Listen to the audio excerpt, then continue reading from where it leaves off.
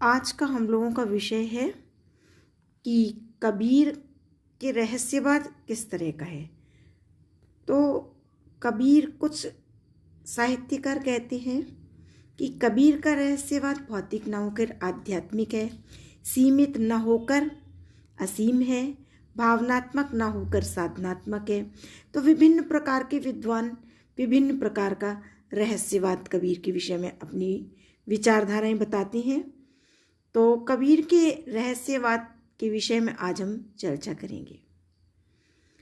तो आपको दिख रहे हैं सामने आपके पॉइंट्स हैं। सबसे पहले प्रस्तावना। मानव ने जब इस संसार के विशाल प्रांगण में अपने नेत्र खोले तो वह कौतूहल और जिज्ञासा से आविर्भूत हो उठा। उसकी बुद्धि इस रहस्य की पहेली को नहीं सुलझा सकी कि इस संपूर्ण संसार का नियामक कौन है, कहाँ रहता है, उसकी उपलब्धि कैसे सुलभ हो सकती है। उसके लिए वह असीम शक्ति कौतूहल की वस्तु ही बनकर रह गई। इसीलिए वह कह उठा, हे अनंत रमणीय, कौन तुम, यह मैं कैसे कह सकता, कैसे हो, क्या हो, इसका तो भार विचार न सह सकता। साहित्यकार की इसी कौतूहल और जिज्ञासा की प्रवृत्ति ने साहित्य में रहस्यवाद जैसी वस्तु को जन्म दिया। कलाकार नहीं समझ पा रहा है कि हम सब किसके अनुशासन में चल रहे हैं। इसी भावना को प्रसाद व्यक्त करते हुए कहते हैं, सिर नीचा कर किसकी सत्ता, सब करते स्वीकार यहाँ, सदा मौन हो प्रवचन करते, जिसका वह अस्तित्व कहाँ। अब हम देखते हैं कि रहस्यवाद का क्या अर्थ है। असीम सत्ता के विषय में कवि के हृदय में जो जिज्ञासा और चिंतन का भाव है वही साहित्य में रहस्यवाद है। संसार का प्रत्येक उत्कृष्ट कोटि का कवि किसी न किसी रूप में रहस्यवादी अवश्य है। आचार्य रामचंद्र शुक्ल ने बताया कि ज्ञान के क्षेत्र में जिसे अद्वैतवाद कहते हैं, भावना के क्षेत्र में वही रहस्यवाद कहलाता है। इस प्रकार स्पष्ट होता है कि रहस्यवाद की कवि की एक ऐसी साहित्यिक अभिव्यक्ति है कि जिसमें वह परम सत्ता के विषय में अपने विचारों को सीधी सादी भाषा में न प्रस्तुत करके एक नई भाषा में अंकित करता है।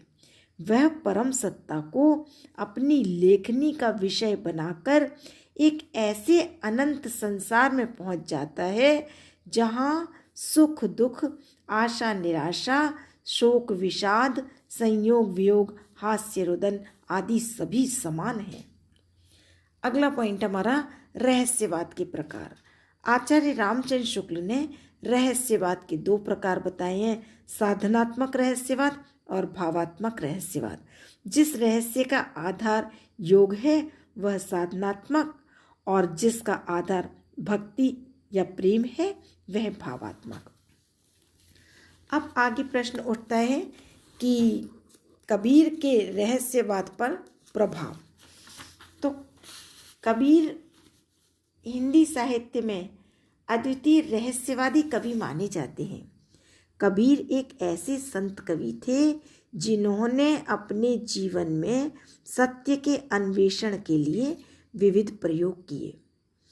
रहस्यवाद के क्षेत्र में उन्होंने अपनी अद्भुत प्रतिभा के अनेक प्रकार के प्रयोग किए।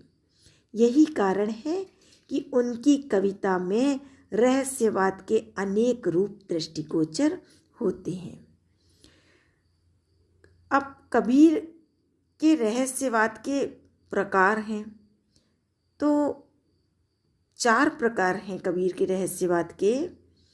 एक तो है साधनात्मक या यौगिक रहस्यवाद। कबीर की कविता में साधनात्मक या यौगिक रहस्यवाद के दर्शन होते हैं। उन्होंने परम सत्ता को प्राप्त करने के लिए अनेक हठयोगी साधनाओं का आश्रय ग्रहण किया। यही कारण है उन्होंने षडचक्र, कुंडलिनी, कंवल, ब्रह्मरंध्र, इणा, पिंगला अमृत आदि का अंकन अपनी रहस्यात्मक उक्तियों में किया। कबीर के इस रहस्यवाद में भावना की मधुरता के स्थान पर साधना की नीरसता और जटिलता दृष्टिगोचर होती है। कबीर के इस रहस्यवाद में कहीं अनहद नाद सुनाई पड़ता है और कहीं गगन घंटा का गहराना भी सुनाई पड़ता है। गगन गरज अमृत चवे चेवे कदली कमल प्रकाश।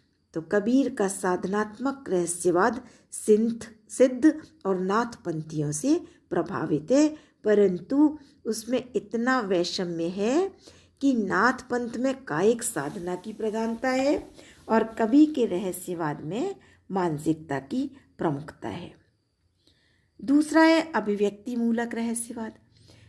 तो कबीर की कविता में अभिव्यक्ति मूलक रहस्यवाद के भी दर्शन होते हैं। इसका कारण ये है कि कबीर ने सामान्य सी बातों को भी अपने अभिव्यक्ति चातुर्य से ऐसे ढंग से प्रकट किया कि जिससे वो रहस्यमयी बन गई। सत्यता ये है कि जहाँ कवि ने अभिव्यक्ति के अपूर्व कौशल में अपने विचारों को प्रकट किया है, वहाँ विषय और शैली दोनों ही दुरूह, क्लिष्ट और रहस्यमय है। डॉक्टर गोविंद त्रिगुणायत कबीर के अभिव्यक्ति मूलक रहस्यवाद का अंकन विशेष रूप से उनकी उलटबासियों में मानते हैं। इस रहस्यवाद की अभिव्यक्ति सिद्ध और योगियों की संध्या भाषा के माध्यम से की गई है। अब अगला है उनका भावात्मक रहस्यवाद। भावात्मक रहस्यवाद का मूल आधार प्रेम है। इसमें जीवात्मा अपने आधार से प्रेम करती है और उसके अभाव में विरह व्यथा से दग्ध रहती है, और इसके पश्चात साधक और जीवात्मा को गुरु की आवश्यकता पड़ती है। गुरु साधक की आत्मा को प्रेम का अंक पढ़ाता है और प्रिया की पाती देता है। कहने का अभिप्राय ये है कि गुरु साधक को ब्रह्म तक पहुंचाने का मार्ग बताता है। इस अवस्था को पार करने के बाद आत्मा का प्रिय अर्थात ब्रह्म से मिलन होता है। कबीर की आत्मा अपने प्रिय के विषय में कौतूहलता से पूर्ण है। उसने अभी तक इसके दर्शन नहीं किए। उसे यह भी संशय बना है कि उसका प्रियतम उसके साथ कैसा व्यवहार करेंगे। और अगला हमारा पॉइंट है कि पारिभाषिक शब्दों से व्यक्त रहस्यवाद।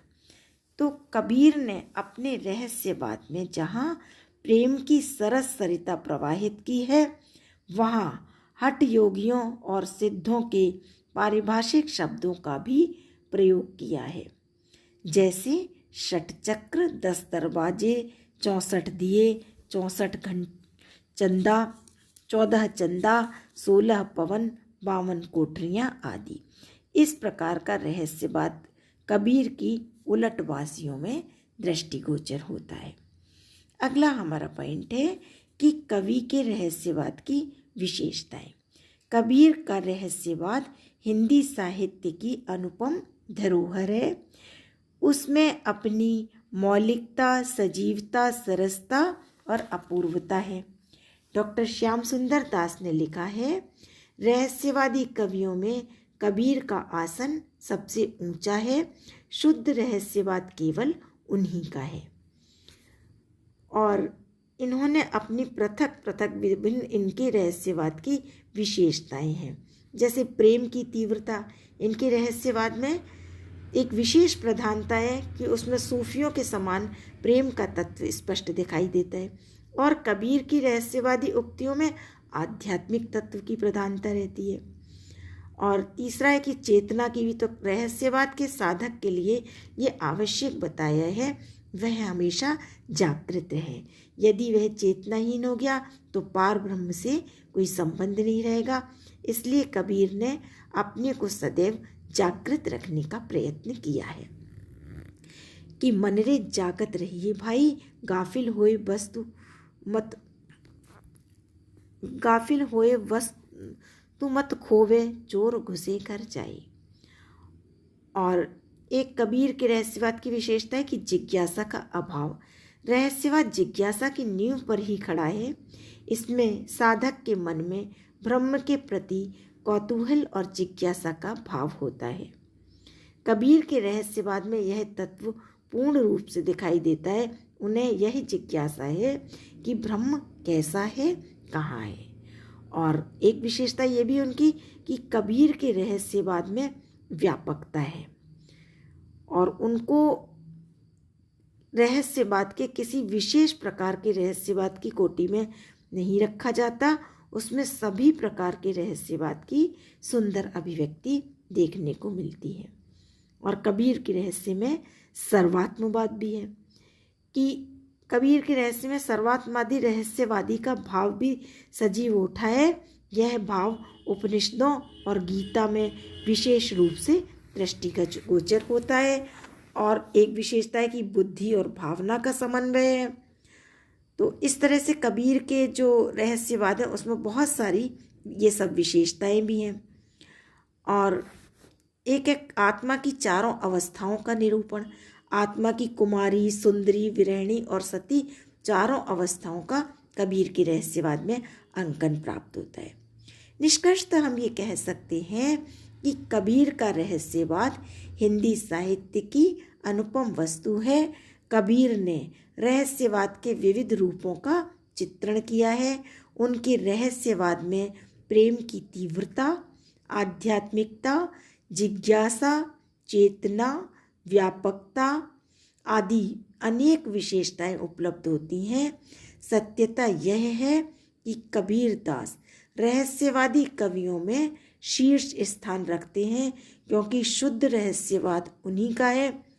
अंत में ये कथन सत्य है कि कबीर का रहस्यवाद भौतिक न होकर साधनात्मक है, सामाजिक न होकर वैयक्तिक है तथा पौराणिक एवं परंपरागत न होकर स्वानुभूति मूलक है।